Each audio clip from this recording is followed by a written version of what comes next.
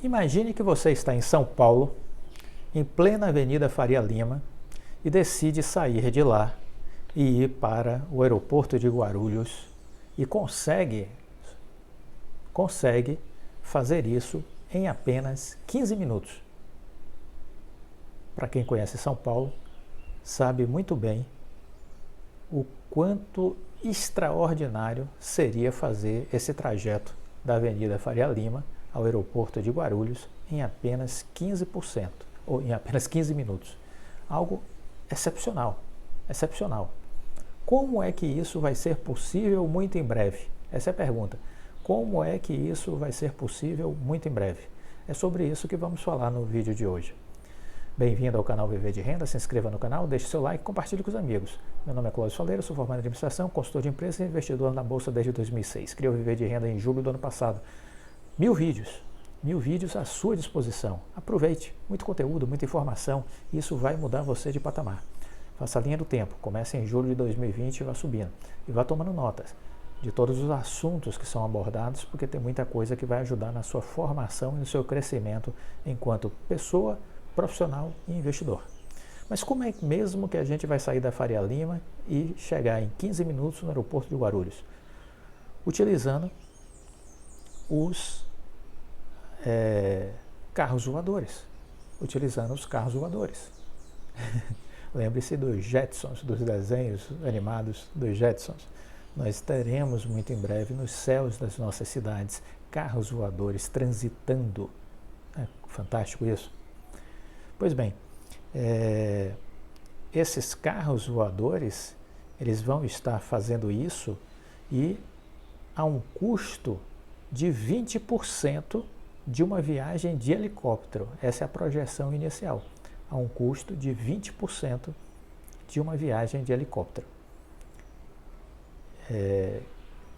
Então, muito mais econômico fazer essa viagem, esse trajeto de carro voador e não de helicóptero, né? Essa é a promessa das aeronaves elétricas de pouso e decolagens verticais, conhecidas em inglês como eVTOLs. Mais silenciosas, sustentáveis e acessíveis do que os helicópteros e jatos executivos, essas aeronaves elétricas são capazes de pousar e decolar verticalmente. Portanto, sem a necessidade de uma pista longa, como a dos aeroportos. E isso é a grande aposta para revolucionar a mobilidade aérea urbana nos próximos anos. A facilidade de operação e os tipos de uso, como o transporte entre aeroportos em grandes centros urbanos, renderam aos eVTOLs o apelido de táxi ou carro voador. Embora nada se pareçam com os automóveis que voam nos filmes de Volta para o Futuro, por exemplo, equipados com rotores e hélices, as aeronaves elétricas verticais se assemelham aos helicópteros, mas também podem ter pequenas asas que são sua sustentação durante o voo. Para Stephen Fitzpatrick, CEO da inglesa Vertical Aerospace, os helicópteros e jatos executivos atuais são fantásticos, porém, infelizmente, poluentes, barulhentos, caros e danosos ao meio ambiente. Os eVTOLs resolvem todos estes problemas. A empresa que ele dirige foi fundada em 2016, super nova, para descarbonizar as viagens aéreas. A Vertical Aerospace já está na 4ª versão de sua aeronave elétrica de pouso e decolagem vertical, batizada de VAX4. Pode transportar até 4 passageiros e um piloto, com alcance de 160 km e uma velocidade máxima de 320 km por hora. Anda relativamente bem, né? A aeronave também produz 100 vezes menos ruído do que um helicóptero em voo de cruzeiro e 30 vezes menos nos momentos de decolagem e pouso. Para a vertical, o VAXA, que é o seu primeiro protótipo, né, é o primeiro passo para a eletrificação da própria aviação como um todo. O eVTOL, em inglês, foi escolhido pela Gol para suas operações na modalidade aérea urbana. No final de setembro, a companhia, em conjunto com o grupo Comporte, uma entidade de seu acionista controlador, anunciou um protocolo de intenções não vinculantes com a Avalon para aquisição ou arrendamento de 250 unidades, assumindo que a aeronave seja certificada e que as entregas aconteçam com sucesso. A companhia espera iniciar as operações em uma malha brasileira usando os aviões Evital por volta de meados de 2025. O Evital brasileiro vem sendo desenvolvido pela Embraer, né? Ele já vem sendo estruturado pela empresa IVE Urban Air Mobility Solutions, que foi criada em outubro de 2020 pela Embraer, para acelerar o ecossistema de mobilidade aérea urbana em todo o mundo. O primeiro conceito do Evital da empresa foi apresentado em 2019. Há cerca de um ano, a Embraer X fez o primeiro voo do modelo em um simulador que segue os parâmetros de leis de voo e é utilizado no desenvolvimento e na certificação dos aviões da empresa. Com 13 metros de comprimento e 11 de envergadura, a aeronave vertical elétrica tem capacidade para 4 passageiros, além do piloto. Embora inicialmente os voos devam ser operados por profissionais da aviação, a IVE garante que o seu Evital está sendo projetado para voos autônomos. Capaz de atingir 250 km por hora, o Evital da IVE tem autonomia de cerca de 100 km e em junho a IVE fez uma parceria com a ALO, líder de operações de táxi aéreo e helicóptero dos Estados Unidos e do Reino Unido, para desenvolver produtos e serviços de mobilidade aérea urbana nos mercados em que a ALO atua. Então, notícias, né, desse segmento aí que estão em acelerado, vamos dizer, desenvolvimento, né? A parceria inclui um pedido de 200 aeronaves elétricas de decolagem e pouso verticais da IVE. A encomenda, com entregas previstas para começar em 2026, representa uma das maiores da indústria até o momento. Em agosto, a Azul também anunciou a intenção de comprar 220 aeronaves verticais da empresa elétrica alemã Lilium. A previsão da Azul é de que os equipamentos entrem na malha viária da companhia a partir de 2025. A opção pelo Lilium Jet, em vez de outros Evitals, como o da brasileira IVE, justifica-se pelas diferenças entre as aeronaves. O Lilium Jet se assemelha mais a um jato executivo, com capacidade para 7 passageiros e um maior alcance. Equipado com 36 motores elétricos com arquitetura de dutos, pode chegar a uma velocidade de cruzeiro de 280 km por hora e voar a 10 mil pés de altitude. O Lilium Jet tem alcance de 250 km, ou seja, tem uma maior autonomia para atender o plano estratégico da Azul. À época dos anúncios da parceria, a companhia aérea, fundada por David Neeleman, afirmou que sua malha de Evitals pretende conectar centros econômicos, regiões metropolitanas, aeroportos e até mesmo condomínios residenciais, ou seja, seria muito mais do que um simples táxi aéreo. A Azul acredita tanto no projeto que no final de outubro celebrou um acordo que dá à subsidiária Azul Linhas Aéreas o direito de compra de 1,8 milhões de ações da empresa alemã Lilium, ou seja, ela vai se tornar sócia dessa empresa, né?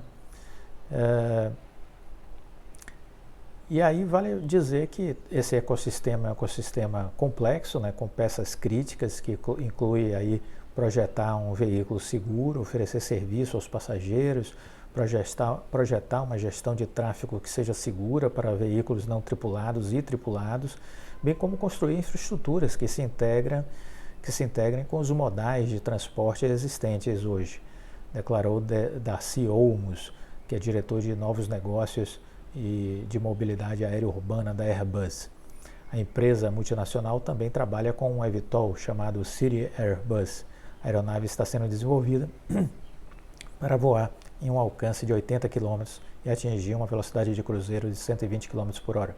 O City Airbus, totalmente elétrico e é equipado com asas fixas, cauda em forma de V e 8 hélices movidas à eletricidade, como parte do seu sistema de propulsão. Mas como bem frisou o executivo da Airbus, além do desenvolvimento das aeronaves, as empresas precisarão certificar os carros voadores e trabalhar com operadores de tráfego aéreo em todo o mundo para criar um ecossistema seguro para que essa malha possa existir sem ter riscos para os tripulantes, né? No final do ano passado, a IVE da Embraer criou um conceito de operação em parceria com a Air Services, que é um provedor de serviços de navegação aérea civil da Austrália.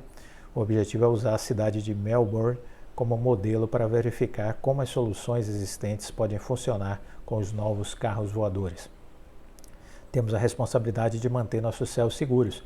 Estamos entusiasmados em alavancar nossa significativa experiência e capacidades operacionais em gestão de espaço aéreo e fazer parceria com um especialista global em aviação para desenvolver soluções inovadoras que garantam acesso seguro e equitativo ao espaço aéreo urbano por um amplo espectro de aeronaves, incluindo helicópteros convencionais, aeronaves de asa fixa e os eVTOLs, declarou Peter Curran, diretor de experiências do cliente e estratégia da Air Service.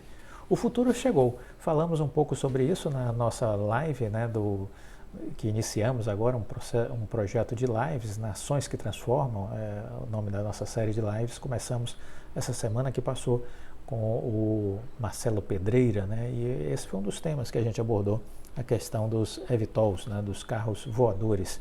Esse é o mundo novo que está aí, que nos desafia e precisamos estar olhando as empresas que atuam nesse setor, precisamos estar olhando as possibilidades e identificando oportunidades para investimentos. Quer ver uma outra coisa que me chamou a atenção essa semana, que passou, uma notícia relacionada aos óculos da Apple, né?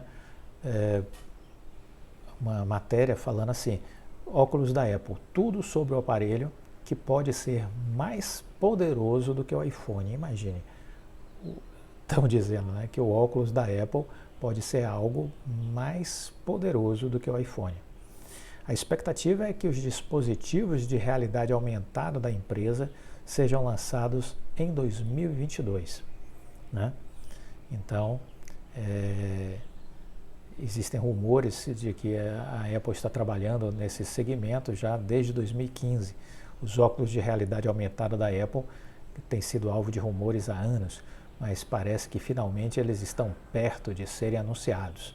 De acordo com o analista Ming-Chiu Kuo, que faz previsões sobre os lançamentos da dona do iPhone, o novo dispositivo deve ser lançado no final do ano que vem e pode ser tão poderoso quanto os computadores MacBook, superando a capacidade, inclusive, de iPhones. O analista afirma, superando a capacidade de iPhones. O analista afirma que os óculos de realidade aumentada terão 2 chips. O processador de ponta terá poder de computação semelhante ao chip M1 para Mac, enquanto o outro processador será responsável pela computação relacionada a sensores, explica ele, em nota no site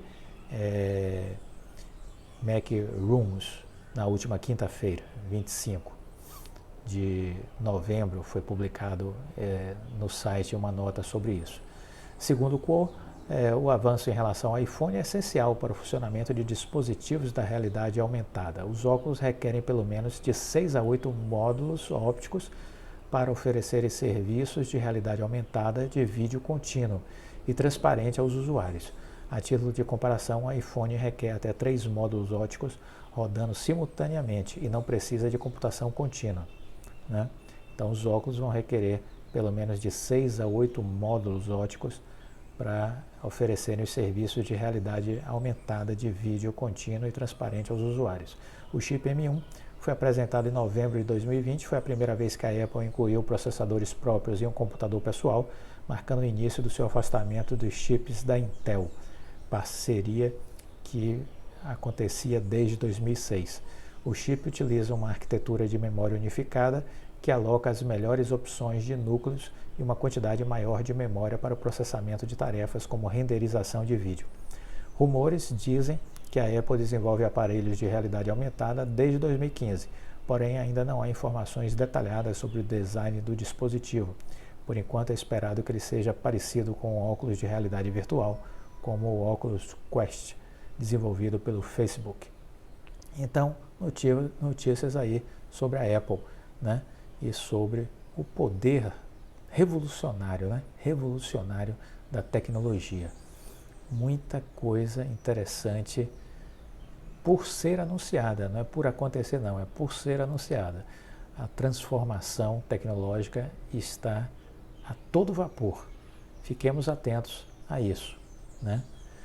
Para finalizar esse vídeo de hoje, eu quero também comentar que a Oi segue fazendo o que se espera da Oi, que é trabalhar. Enquanto que o CAD e a Anatel não fazem o seu trabalho, que deveria ser aprovar a venda da Oi Móvel no tempo certo, porque lembre-se disso, eu já falei aqui no final de semana. Existe um tempo certo para uma tomada de decisão. A gente aprende isso no meio empresarial. De nada adianta se tomar a decisão certa no tempo errado. A máquina pública não conhece esse raciocínio, né? Não foi apresentada a essa experiência, mas rezemos para que a decisão da Anatel e do CAD não seja tarde demais para a Oi, porque eles poderão tomar a decisão certa, mas já na hora errada, e ter comprometido o plano de sobrevivência da Oi, porque a Oi tinha tudo para sair da crise, mas o tempo da Anatel e do CAD podem jogar a Oi numa curva descendente, deixando-a presa nesse mundo aí da irrelevância, né? Da irrelevância.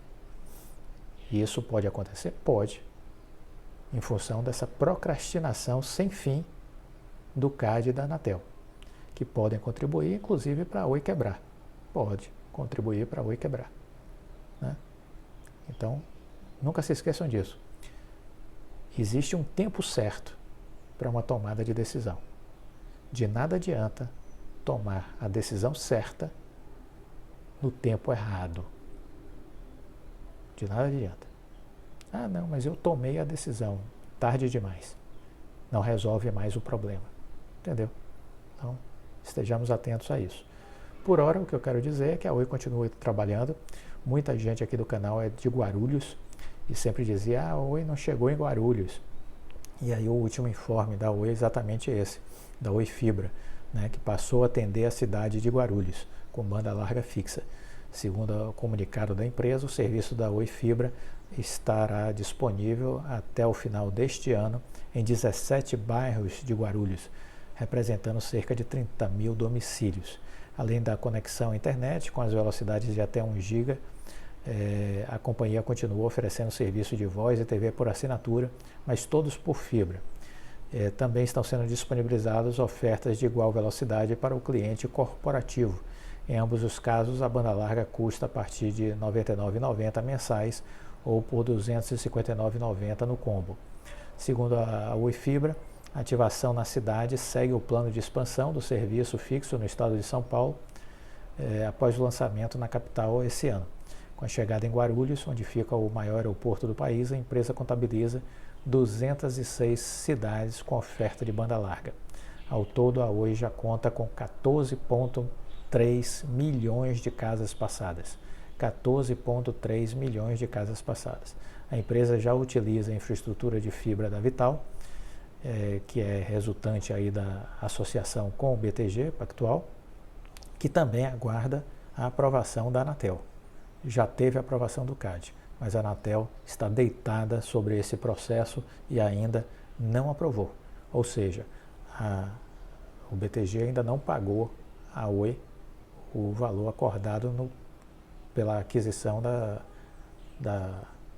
do capital social, né? Porque aguarda a anuência prévia da Anatel. Então veja, os órgãos reguladores do Brasil estão prejudicando a Oi. Falamos sobre isso no fim de semana passado. E vou continuar insistindo nessa tecla, porque as pessoas que investem na Oi devem entender este momento da empresa. Devem entender este momento da empresa. A Oi está sendo prejudicada, sim, pelo atraso da Anatel e do CAD. Esse prejudicado significa a possibilidade de uma perda no quarto trimestre de 1,2 bilhão de reais em aumento da dívida por conta deste atraso da Anatel e do CAD. E no próximo trimestre, o primeiro de 2022, mais 1,3, somados, chegamos a 2,5 bilhões de aumento de dívida provocado pela demora da Anatel e do CAD. 2,5 bilhões de reais de aumento de dívida da Oi por conta da demora da Anatel e do CAD. Simples assim. De novo, para não esquecermos, de nada adianta se tomar a decisão certa na hora errada. As decisões possuem um tempo para que aconteçam. Se as decisões forem tomadas no tempo errado, nada mais pode ser feito. Gostou do vídeo? Deixe o like, compartilhe com os amigos. Fique com Deus e até a próxima. Tchau.